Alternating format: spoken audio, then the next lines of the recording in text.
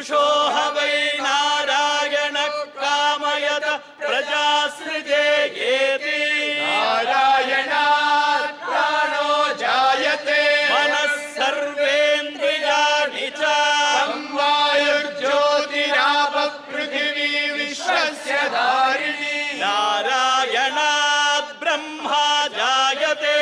नारायणात् रुद्रो जायते नारायणादिन्द्रो जायते नारायणात् प्रजापतयः प्रजायन्ते नारायणात् द्वादशादित्या रुद्रावसवः सर्वाणि च छन्दागुंसि नारायणादेव समुत्पद्यन्ते नारायणे प्रवर्तन्ते नारायणे प्रलीयन्ते ॐ अथ नित्यो नारायणः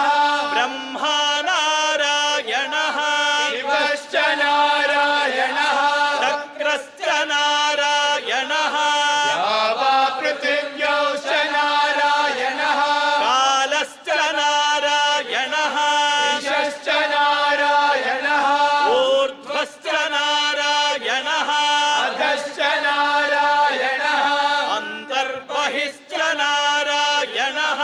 नारायण एवेदगुं सर्वं यद्भूतं यच्च भव्यम् निष्कलो निरञ्जनो निर्विकल्पो निराख्यातः शुद्धो देव एको नारायणः न द्वितीयोऽस्ति कश्चित् एवं वेद स विष्णुरेव भवति स विष्णुरेव भवति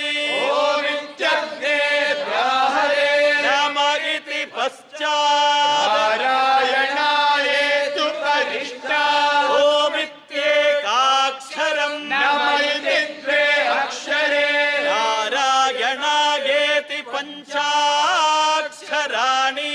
एतद्वै नारायणस्याष्टाक्षरं पदम् यो ह वै नारायणस्याष्टाक्षरम् पदमध्येति अनप्रभ्रव सर्वमायुरेति विन्दते प्राजापत्यगुं राजस्पोषं गौपत्यम् ततो मृतत्वमश्नुते ततो मृतत्वमश्नुत इति य एवं वेद त्यगानन्दं ब्रह्म पुरुषं प्रणवस्वरूपम् अकार उकार मकार इति तानेकदा समभरत्तदे तदोमिति यमुक्त्वामुच्यते योगी जन्म संसार बन्धनात् ॐ नमो नारायणायेति मन्त्रोपासकः वैकुण्ठ भुवन लोकं गमिष्यति असिदं परं पुण्डरीकं विज्ञानगणम् तस्मात् तदिदावन्मात्रम् ब्रह्मण्यो देवकी पुत्रो ब्रह्मण्यो मधुसूदनो सर्वभूतस्तमेकं नारायणम् कारणरूपमकार परब्रह्मो एतदथर्वशिरो यो धीते प्रातरधीयानो रात्रिकृतं पापं नाशयति सायमधीयानो दिवसकृतं पापं नाशयति